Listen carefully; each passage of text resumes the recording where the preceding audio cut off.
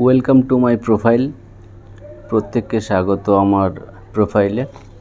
যারা নতুন ওয়াটার কালারে সিনারি আঁকতে চাইছো, ওয়াটার কালারের সিনারি আঁকতে গেলে ঠিকঠাক তোমরা পাচ্ছ না, কিভাবে রং করবে, কিভাবে ফিনিশিং করবে, ওয়াটার কালার ছবিটা নষ্ট হয়ে যাচ্ছে, তাদের জন্য খুব সুন্দর টিউটোরিয়াল ভিডিও।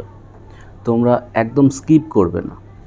যারা স্কিপ করে সিনারি দেখো তাদের জন্য নয়, তাদেরকে বারবার বলছি 10 মিনিট হাতে যদি সময় না থাকে তাহলে তুমি ওয়াটার কালার ল্যান্ডস্কেপ ভালোভাবে কখনো আঁকতে পারবে না। ছবিটা তোমাকে পুরোপুরি দেখতে হবে, কারণ কিভাবে প্যালেট থেকে ব্রাশে রং নেওয়া হচ্ছে, কিভাবে মিক্সিং করা হচ্ছে, কিভাবে পেপারের ওপরে রং করা হচ্ছে, সুন্দরভাবে তোমাকে আগে দেখতে হবে, তারপর আঁকতে বসতে হবে তোমাকে ল্যান্ডস্কেপ। পেন্সিল সবসময় প্রয়োজন হয় না। অনেক দিনের অভিজ্ঞতার পর ডাইরেক্ট তুমি ব্রাশে রং দিয়ে সুন্দরভাবে ছবি আঁকতে পারবে। আমি বারবার বলছি, যাদের হাতে সময় নেই, স্কিপ করে ভিডিও দেখছো, যে ছবিটা কেমন তাড়াতাড়ি সুন্দর লাগছে, স্কিপ করলে কখনোই শিখতে পারবে না। দেখো, এইভাবে স্কিপ করে সিনারি দেখলে তুমি এক্স্যাক্ট স্ট্রোকগুলো ফলো করতে পারবে না। প্রতিটা স্ট্রোক তোমাকে ফলো করতে হবে। কোথায় পাশাপাশি রং করা হচ্ছে, কোথায় সামনাসামনি উপর নিচে রং করা হচ্ছে, কতটা ব্রাশে জল নেওয়া হচ্ছে, কিভাবে পেজের ওপরে রং দেওয়া হচ্ছে, আগে জল দিয়ে কোথায় পেপারটা ভিজিয়ে নেওয়া হচ্ছে, টিস্যু পেপার দিয়ে কোন জায়গায় তোমাকে সোক করতে হচ্ছে, এগুলো ডিটেল ভালোভাবে জানতে হবে, তবেই তুমি ওয়াটার কালারের ল্যান্ডস্কেপ খুব সুন্দরভাবে আঁকতে পারবে। দেখো, এখানে আমি পেন্সিল দিয়ে সিনারি আঁকিনি, ডাইরেক্ট ব্রাশে রং দিয়ে সিনারি ড্রয়িং করা হচ্ছে।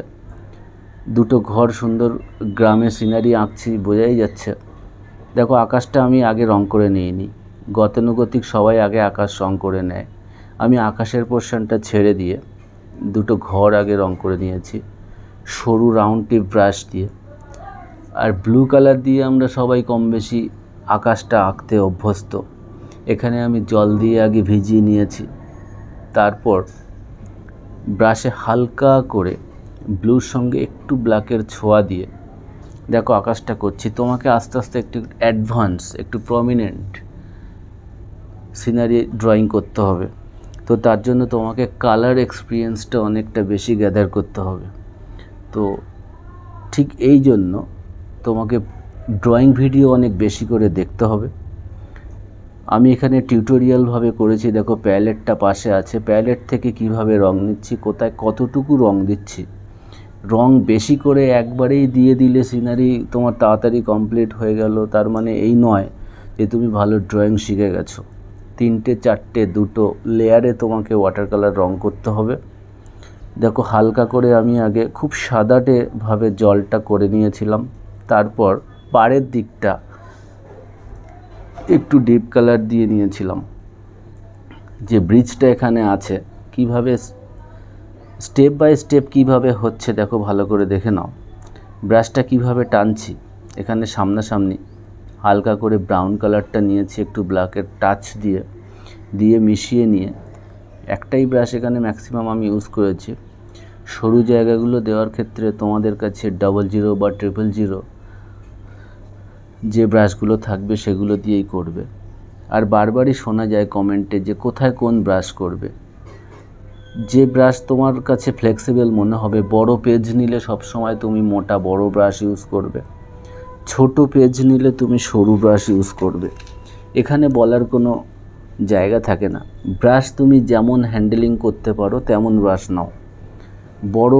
বড় পেজের ক্ষেত্রে মোটা ব্রাশ নিতে হয়, কারণ অনেকটা জায়গা একবারে রং করা কভার হয়ে যায়। ছবিটা এখানে তুমি মোবাইলটা ঘুরিয়ে ল্যান্ডস্কেপ করে নিয়ে দেখো, তাহলে তোমার পক্ষে সুবিধা হবে দেখতে। একদম এক্স্যাক্ট গ্রাম্য ছবি ঠিক যেমন হয়, ঠিক বর্ষার পরপরই মুহূর্ত ঠিক যেমন দেখতে লাগে, চারিদিকে একটু হালকা, একটু পরিষ্কার ভাব একটা দেখা যায়, ঠিক সেই রকম একটা ল্যান্ডস্কেপ আমি তোমাদেরকে দেখাতে চলেছি। এত সুন্দর টিউটোরিয়াল ভিডিও, এডিট ছাড়া, কোনো ফাস্ট ফরওয়ার্ড ছাড়া, ডাইরেক্ট পেন্টিং। দেখো কিভাবে ব্রাশটা চালাচ্ছি, কোথায় কি কালার করছি। আমি বারবার বলছি, যে সমস্ত স্টুডেন্ট যারা ল্যান্ডস্কেপ ঠিকঠাক করতে পারো না, কারণ তোমরা স্কিপ করে ভিডিও দেখো। একদম স্কিপ করে ভিডিও দেখবে না। আমি বারবার বলছি, যারা স্কিপ করে ভিডিও দেখো তাদের জন্য এই ভিডিওগুলো নয়। যারা শিখতে চাইছো অথচ পারছো না, এক্স্যাক্টলি কীভাবে আঁকলে খুব ভালো সিনারি ড্রয়িং করা যায়, এই টিউটোরিয়ালগুলো তাদের জন্য। সেই সমস্ত প্যারেন্টস যারা নিজেরা দেখে নেয়, তারপর তাদের বাচ্চাদের আঁকতে সাহায্য হয়। তো আপনাদেরকে বলছি, পেশেন্স লেভেল আগে বাড়াতে হবে। আমি বারবার প্রত্যেকটা টিউটোরিয়াল ভিডিওতে বলে থাকি, বাচ্চাদের পেন্টিং এমনই একটা জিনিস, মাইন্ড রিফ্রেশ করে, সেই সঙ্গে ধৈর্য শক্তি অনেকটা বৃদ্ধি হয়। পেশেন্স লেভেল হাই করতে হবে। স্কিপ করে দেখা আমাদের মোবাইল ঘাঁটতে ঘাঁটতে একটা অভ্যাস হয়ে গেছে বাচ্চাদের, সবসময় স্ক্রোল করে। তো স্কিপ করে ভিডিও একদম দেখতে দেবেন না। যে পেন্টিংগুলো যেমন স্পিডে একটা আর্টিস্ট আঁকে বা একটা ড্রয়িং টিচার আঁকে, তার অনেকটা এক্সপিরিয়েন্স, ব্রাশ কোন জায়গায় কিভাবে নেওয়া হয়েছে। এই গাছগুলো যখন রং করা হচ্ছে তখন এটা মব ব্রাশের টিপটা তোমরা ফলো করো। একটা স্প্রেড ওয়াইজলি সোজাভাবে প্রেশার দেওয়া হচ্ছে, গাছগুলো তাতেই তৈরি হয়ে যাচ্ছে। তোমাদের সরু ব্রাশ দিয়ে একটা একটা করে পাতা আঁকার কোনো প্রয়োজন হয় না। এখানে দেখো কত ফাস্ট, কত তাড়াতাড়ি এইখানে গাছগুলো কমপ্লিট হয়ে যাচ্ছে। আর গাছের ডালগুলো খুব সরু ব্রাশ দিয়ে ব্ল্যাকের সঙ্গে ব্রাউন মিশিয়ে লম্বালম্বিভাবে করে নেওয়া হচ্ছে। আমার এখানে কিন্তু এখনও আমি টিস্যু পেপার ব্যবহার করিনি, কারণ আমরা ওপর থেকে নিচের দিকে যখন ওয়াটার কালার করতে যাই, কিছু জায়গা ছেড়ে দিয়ে তোমাকে অন্য পার্ট করতে হবে। সেই সময়টা দিতে হবে পেজটা একটু ড্রাই হওয়ার জন্য। তারপর তার উপরে সেকেন্ড লেয়ার, তারপর থার্ড লেয়ার প্রয়োজন হলে তোমরা লেয়ার ওয়াইজ কালার করবে। যখন দেখবে যে জায়গাটা ভিজে অথচ তোমার করার প্রয়োজন আছে, তুমি সেই ক্ষেত্রে টিস্যু পেপার একটু ব্যবহার করতে পারো। টিস্যু পেপার ব্যবহার করার নিয়ম হচ্ছে, খুব হালকা করে একটু সোক করে নেবে, যাতে পুরো ওখান থেকে রঙটা উঠে পেজটা সাদা না হয়ে যায়, যাতে জলটা একটু শুকিয়ে যায়। দেখো এখানে একদম প্রমিনেন্ট হয়ে যাচ্ছে এবার ঘরগুলো। সাইডে ব্ল্যাকের বর্ডারগুলো দেওয়ার পর ঠিক খড়ের ছাউনি ঘরগুলো দেখতে যেমন লাগে গ্রামের দিকে, সামনে একটু মাটি বা রাস্তা, সাধারণত মাটিই থাকে, মাটির রাস্তা বা পুকুরের পাড়। তারপর পুকুরটা শুরু হয়েছে একটা ছোট্ট কাঠের ব্রিজের উপর দিয়ে দুটো একটা মানুষ থাকলে খুব ভালো লাগবে। সরু সরু গাছের ডালগুলো দিয়ে ব্রিজের সাইডে দেওয়া আছে, যাতে হাঁটতে চলতে কোনো অসুবিধা না হয়, মানুষজন পড়ে না যায়।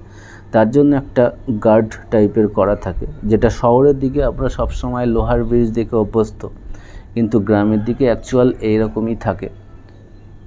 তো যারা সিনারি ড্রয়িং করতে পছন্দ করো তাদেরকে আমি বলবো, সময় পেলে তোমরা গ্রাম ঘুরে আসবে, গ্রামের সিনারি, গ্রামের ল্যান্ডস্কেপ তুলে নিয়ে আসবে, মোবাইলে তুলে নিয়ে আসবে, তারপর সেইগুলো ড্রয়িং করা অভ্যাস করবে।